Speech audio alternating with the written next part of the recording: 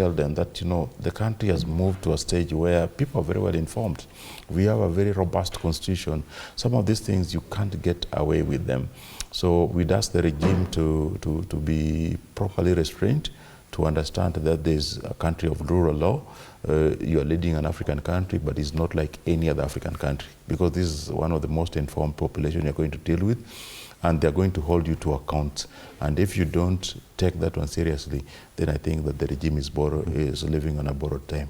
Yes, yeah. And this goes directly, contradicts directly the promise that the president made, and the one that he reiterated yesterday, that these things would not happen under his watch, but they are happening. No, you see, friend, I have no doubt in my mind the president means those words. And friend, when you see some of us here, with me, I have been a human rights activist almost all my life, because I believe in the sanctity of life. You see me here, I was a member of the Muungano wa Mageuzi by James Orengo, Mheshimiwa James Orengo. And we were there with kina Mheshimiwa Jeru Kathangu. So, there is that sanctity of life, friend. Where things change.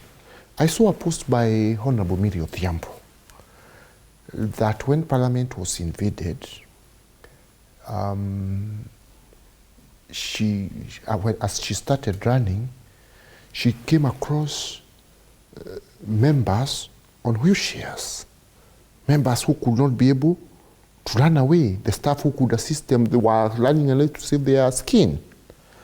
Then Miri was there wondering, do I stay, do I run away?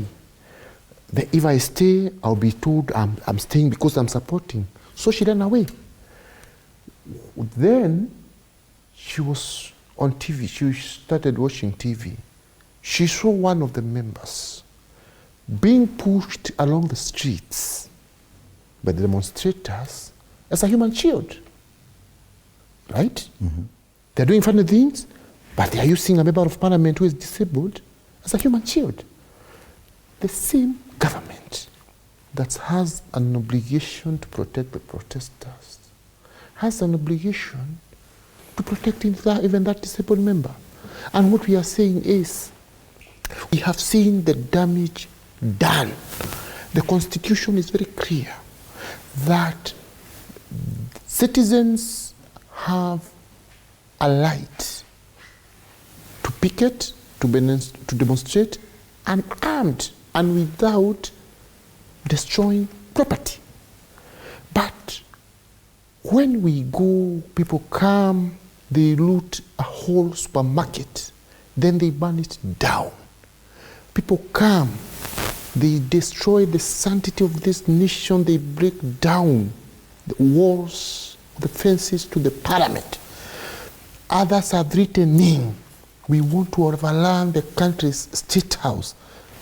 You see, the security organs have, and you see that is it is a gazetted protected area. In fact, no. Are you justifying abductions by security agencies? I'm not trying. There's a difference between arresting these people, yes, criminal elements, now unless you tell me, abducting and holding incommunicado. No, you see, the lawyers can always deal with that, and of course, when the president keeps saying, we will not cordon this, so I'm sure, because all those, the commanders of all those formations, and the president is the commander-in-chief, I'm sure the president will communicate his intentions directly to them. Have the security agencies been correct in abducting with me, protesters? You see, I cannot and holding them without people knowing where they are. Look here, my brother, I cannot come here. You know, the most appropriate thing is to deal with issues using evidence, a case on its own. And I'm not trying to defend abduction. No, I cannot.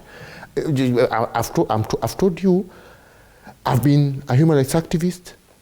You know that one is not something you come and about the pardon. So I'm still one. What I'm saying is, each case should be dealt with on its own merits. And because the security organs will be able to tell you whether it was an abduction or an arrest. And because the head of state is this Commander-in-Chief of the Defense Forces. What I'm saying is he have meetings with all these commanders of these, service commanders. He will be able to sit down with them and discuss this matter. Security matters are very sensitive issues, my brother. And that is why I'm telling you, look, I told you here earlier, when we talk of, Jerry, relax. The reason I'm asking is it's because both the president and his deputy spoke about the same yesterday. Yes. About the abduction. He was asked this question directly. Yes. And he answered and he said, he reiterated yes. his sentiments that these abductions will not be allowed under his watch. And then the deputy president comes and says, it is unfortunate that these abductions are happening as we speak. And it is so unfortunate. And I've told you, it's so unfortunate, right? To have, those kind of sentiments coming from our top two leaders. Are you saying the deputy president was lying? I don't know. His boss is the president. So definitely one of the two should be lying. No, so the issue is this. Our boss is the president. So he cannot lie? Relax. Okay. Our boss is the president. I'm not saying there are no objections. What I'm saying is, if anyone have evidence that these abductions are indeed taking place, we have our boss there. Those people saying this, they are very close to the boss. They can take that information to the boss, and the boss will act. Fred, I think in future, because these video clips are always available on social media, I would request your producers, these videos, we have a video of the AG's son being abducted in San Prado or along, I don't know, was it Dennis Sprit Road? We also have another video of the guy in Red Rocks being abducted somewhere outside a supermarket. I think you should be playing some of these clips to Mheshimiwa Keruga, because the deputy president clearly said a son to a sitting attorney general was abducted. He's not a son of just everybody else. No, an AG officer, a very high office. Friend. Ask Jerry. Ask Jerry. No, I want her to explain. You just don't keep saying abducted. I'm saying, tell us, why do you think he was abducted and not arrested? Because that is what this government does best. No. If you want to arrest somebody... for abduction. I'm not... Is there any provision in our laws for the issue is this. How do you arrest somebody? You tell them their mistakes. I want Jerry, because she's here and she's the one making the allegation. Mm-hmm. I want her to tell us and to tell the nation. This is a national TV, and she cannot keep repeating something. I want her to say, this was not an arrest, it was an abduction, and it was an abduction because of 1, 2, 3. Okay. Whereas let's move from the issue of abduction and just take a look at the general handling of protesters by police. We had instances where cameras have picked out a sniper from on top of Parliament. We've had the instances where there was use of live ammunition, and this has been proven through post-mortem examination of some of the bodies that were collected from the streets. Yeah. And one wonders, at what point does that change so that when it comes to protesters, police are allowed to use live ammunition? Robert? I don't think that what we were seeing on the other day justified the use of live ammunition. I think it worsened the situation. I think there are various ways of handling. I think that we need to modernize the way we have trained our police officers on handling protest, because I think, like others have said, the police, as it is now, have been trained to, be ruthless to protesters, not to handle them in a very modern, mature manner. If you don't have the people from low-income areas whom you can kill and nobody holds you to account, if you can have people from the rural, the villagers, the poor people whom you can shoot dead and sometimes who mostly turn up for this protest, and now you have people who are very well informed, the people from affluent families or from the middle-class families who can hold you and be consistently on the issues of accountability of the police, I think the police is lost. And when you saw the journalists coming out trying to protect protesters and saying that, asking police live on TV and asking them that, don't you think that you're doing wrong? Don't you think that you're using excess force on people who are not violent and worsening the situation? I think that the police was taken aback. The police had to retreat, and probably it wasn't things. So I think that we need to, and this is something which we've even asked with Nairobi, that even the policing of the urban centers has to change. Because why do you have police wearing jungle jackets, jungle fatigue in urban centers? Why don't you have a more proper modern police with the urban policing belt, you know, has a whip, has a taser, as a cuff and other ways of handling protesters. We have police officers with jungle fatigue carrying only AK-47. So every situation which they can't handle properly, by talking to them, they shoot. We have to train and we have to equip the police to police urban centers. We have to train the police to police people who are informed of their rights and know what they are doing. I think that it is basically we have mismanaged the police of this country. The country is developing very fast. I think many Kenyans, many Africans recognize that Kenya is developing in a very fast pace, but I believe that we have left our police in the 1970s and 1980s. Okay. We need to develop with the police. Do you agree with this assertion, even as you make your final remarks, that the police used excessive force on protesters? Do you agree with that? And was it justified? You know, friends, we are all agreed there were many fronts in this issue. Our youth were genuinely agitating for the finance bill to be shit because they believed so. But the problem came in when the good intentions of our youth were infiltrated by people, and you saw this even when the president said, fine, I accept, I will not sign into law. They went into social media, they landed there through the night, the president has to go. So, what our youth were pursuing and what these other shadowy figures are pursuing are two different things. And I can tell you here, there are some people hiding behind our youth, hiding behind the finance bill, but their real intention is to overthrow this government. I can tell you that one for free.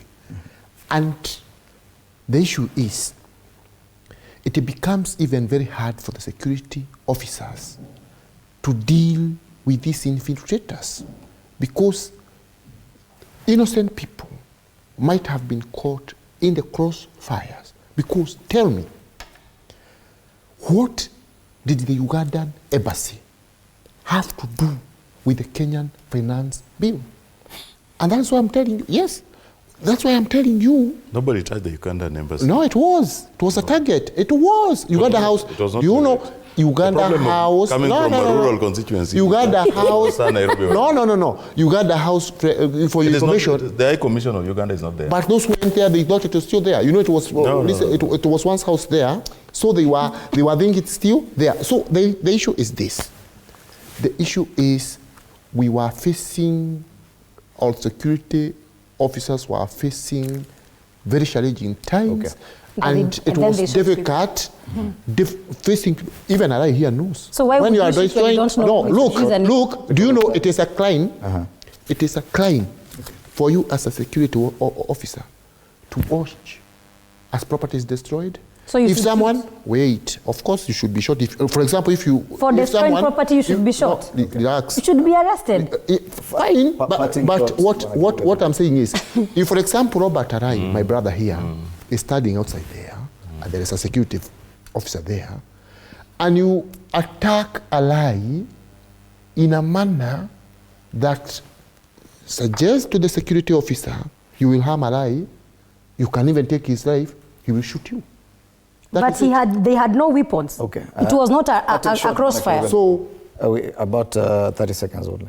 Thank you very much. Friend, what I can say, I want to thank our youth for making their voice heard.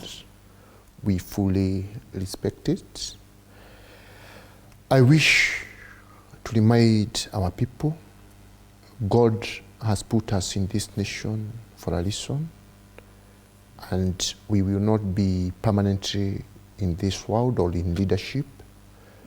And I wish to request, we know we don't have any other country, because you see some of those who have been encouraging our people to riot and destroy property are not even in this country. And people, when they achieve what they want, they should know we still have this country as our home. Okay. When the Arab Spring came, people thought they were just removing the dictators. Look at a country like Libya. Fine, their leader may have been a dictator, as they said, and the West supported that. But when he fell, when Muammar Gaddafi, the leader of Libya, fell, up to date, there has never been a government in that country. So, even as we agitate for positive change in this country, which I fully support, because I align myself with the sentiments of the religious leaders, that we agitate for positive change, but we also respect the constitutional regime of our nation. Okay. I thank you very much. Thank you. Parting shot, Njeri? I want to personally and like a daughter of this nation request the police or any administration that is going to handle demonstrators, please, these are your brothers and sisters, these are your children. We don't want to see a repeat of what happened when one officer shot at people and then realized that they had shot their brother. It's very sad for you to be using live ammunition on protestants who are just holding a bottle of water. And to the young people, I want to appreciate you for voicing out your voices on Tuesday. And if today any demonstration is going to go on, I hope it's still going to be peaceful. And to the politicians who are trying to take advantage of this situation, I want to remind you that we have a nation to safeguard, but above all, we have a constitution to uphold. And we cannot just read the constitution as politicians or as elected leaders in office, the pages that we think are benefiting us, and don't read the pages that we think give injustice to the public. As I conclude, I want to also pass my condolences to the families that were affected and to the youths that we lost. We will always remember you when we remember Finance Bill 2024. Thank you. Finally, Eli. Thank you so much. First, I would like the president to be the bigger person. The president needs to understand that he's leading a country, he's not leading a private fiefdom.